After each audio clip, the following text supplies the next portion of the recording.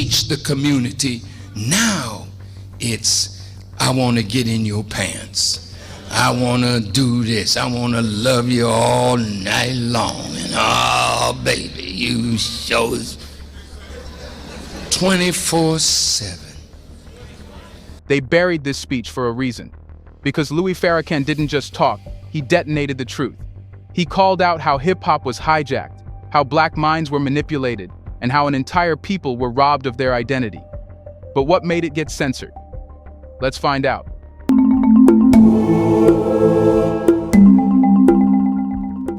Hip-hop was once a voice of truth.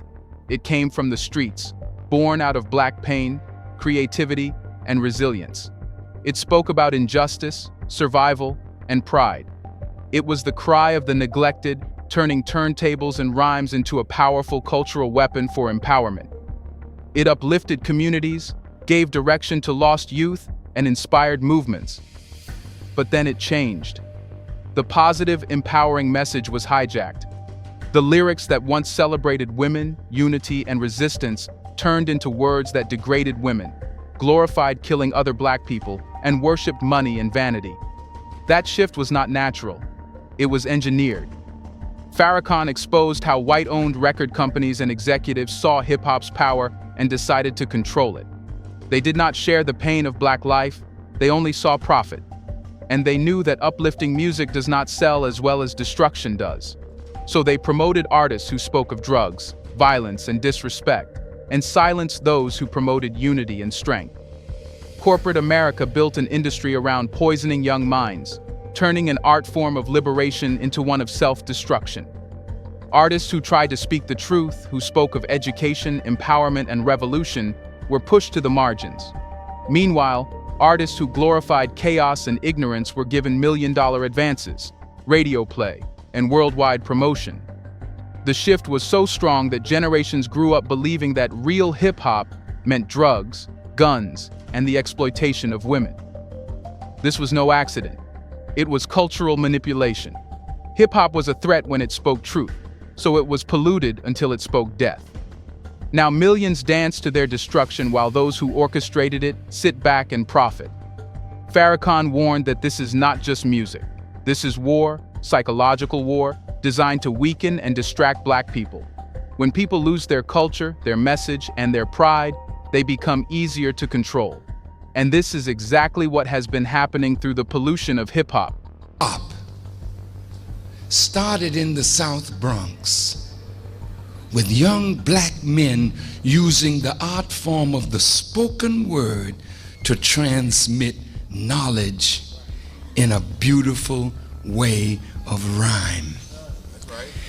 And they were making money out of the trunk of their cars selling their records. Public Enemy was not produced by mass recording studios, KRS-One and all those conscious rappers.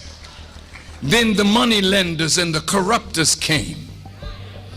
They saw money, but they also saw if this rap continued in consciousness, the whole nation of black people would be awakened, particularly the youth.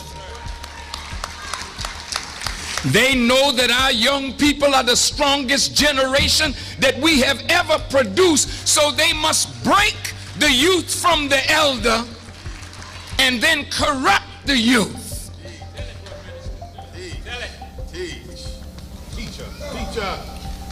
So the money lenders, wise Satan, just diverted rap from conscious rap to gangster rap, and then glorified the gun and the most vile aspect of black ghetto life.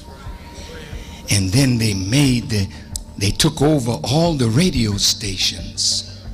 They belong to corporate America now. And the whole object of the radio stations have been no talk. So conscious talk, where you could listen to programs on the radio that would enlighten the community, warn the community, teach the community, now It's, I want to get in your pants. I want to do this. I want to love you all night long. And oh, baby, you show 24/7. Then it's the gangster rap. I put a cap in you. You ain't no gangster, you's a wankster. And then glorifying beefs between one black artist and another, east against west, north against south. It's black against Puerto Rican. So when Fat Joe talks about lean back, now there's a beef with Fat Joe and 50 Cents, and we keep going, and our posses get involved in our madness, and even if we don't hurt each other, our posses begin to hurt each other, and the funeral parlors fill up, and the money on the rich man's coffers build up, and we become instant millionaires, calling our women bitches and whores. Dumb devils, wise Satan. The enemy not only took music, the enemy took minds. When an oppressor controls what people listen to, what they watch, and what they repeat daily, that oppressor shapes how they think, act, and even dream. Farrakhan warned about this manipulation, calling many black people dumb devils, not because they are naturally that way, but because they have been trained and conditioned to act against their own best interests. Look closely. How many black people boast about killing their brothers yet own no land? How many wear expensive chains they do not truly own, drive luxury cars while drowning in debt, and live in neighborhoods they do not control? This is not random failure, it is deliberate design. Corporate America spent billions making ignorance look glamorous and packaging it as black culture. They convinced young black men that rebellion means wearing someone else's brands and jewelry instead of building their power. The programming runs deep. Respect is now falsely linked to violence, success to degrading women, and power to selling drugs. When young black men grow up believing these lies, what outcome can society expect? The enemy has weaponized culture itself, and far too many black people have adopted this poison as identity. This is how control works. The oppressor no longer needs to pull the trigger because black people now do it themselves. The oppressor no longer needs to put chains on necks because black people wrap them willingly in designer gold. Media and music videos push destructive images on repeat. Black men pointing guns at one another, women treated as disposable objects, and drug dealing portrayed as entrepreneurship. These images are not random. They are funded campaigns designed to divide, distract, and destroy. This is deliberate conditioning, not simply young people making bad decisions. Entire industries profit from broken black minds, record labels, private prisons, clothing lines, and even funeral homes. Every time an album glorifies violence, there is a contract celebrating the chaos it will create. But Farrakhan reminded black people, they are not naturally like this. They are spiritual, creative, and powerful people. It took centuries of slavery, Jim Crow laws, systemic racism, and now mass media programming to distort that nature. And the Bible said he created the man and the woman, male and female created he them, and called their name Adam, and they were made in the image and the likeness of God. Now look at what has happened to that which was made in the image and likeness of God. We have become dumb devils under the deceptive work of the arch-deceiving Satan. Let's pause for a second to say big thank you to the Black Culture Diary community, where black voices, stories, and legacies are preserved and amplified. By becoming a member, you're not just supporting the channel, you're becoming part of a powerful cultural movement. Let's continue. Farrakhan reminded the world of an eternal truth. If God did not love black skin, he would not have made it. From slavery until now, every effort has been made to convince black people that their skin is a curse and their identity is inferior. This is one of the greatest lies ever told. For centuries, Oppressors painted blackness as a sign of weakness, inferiority, and shame. They forced black people to straighten their hair, lighten their skin, and abandon their natural beauty in pursuit of acceptance. That hatred of self was no accident. It was a tactic of control. People who hate their image will bow to anyone offering an alternative. But blackness is not a mistake. It is strength, resilience, and beauty. Black skin withstands the sun. Black creativity drives the world. Black culture has shaped every corner of art and music. Even when stripped of names, languages, and history, Black people create and innovate at levels unmatched by any other. Oppressors fear this truth. That is why they invest so heavily in promoting self-hate. They know that people who love themselves are unstoppable. A Black man who knows God made him perfect does not submit to inferiority. A Black woman who knows her worth does not need someone else's validation. Farrakhan's message was clear. Black people must reject the lies and reclaim their identity. They must see themselves as God sees them, beautiful, chosen, and powerful. When that awakening comes, no enemy can stand against it. Now, I want to talk to my gangbanger family. You're the enemy. It's Black people killing Black people. Black people robbing Black people. Black people raping Black people.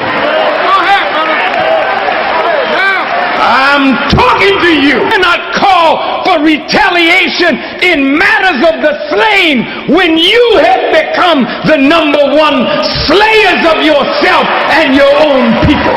But this murder that is going on in our own community makes it difficult for me to make the right and necessary call for your justice. Listen.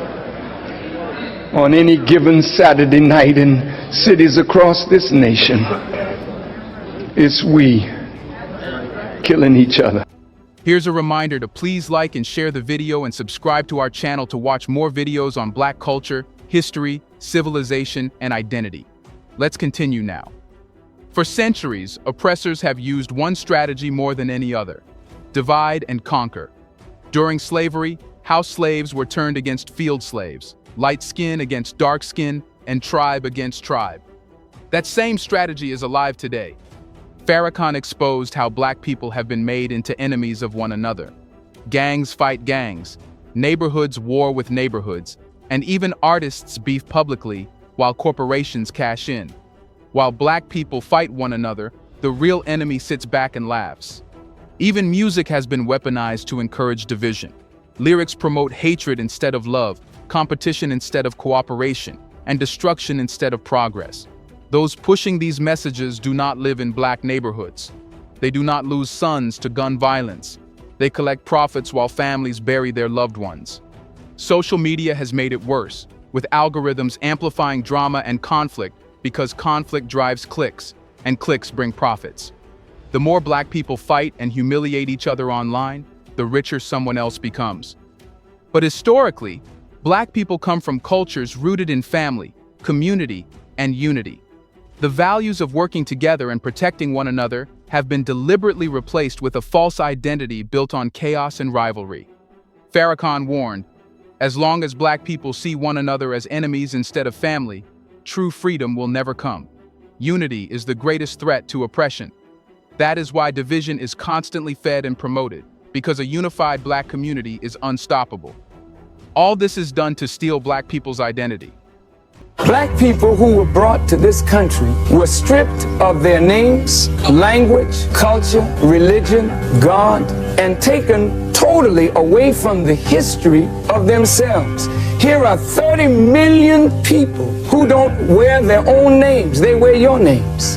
Who don't speak their own language, they speak English, which is not their language. They never were allowed their own cultural expression of Africa. Don't you realize that when you turn a people upside down and inside out, then sell them not for a day, not for a year, but for 300 years, and deny us the human right to know, to read a book, to learn, to understand? When African ancestors were taken as slaves, they lost more than freedom.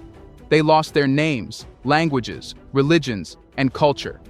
Their history was stripped, and they were remade in someone else's image. Slave names replaced African names. English replaced African tongues. Entire generations were raised without knowledge of their original homeland or heritage. This stolen identity has lasted for centuries. Even after emancipation, Black people were pressured to adopt the values, customs, and lifestyles of those who enslaved them. Success was defined by how well one could imitate whiteness. Today, much of Black life is still built on borrowed identities.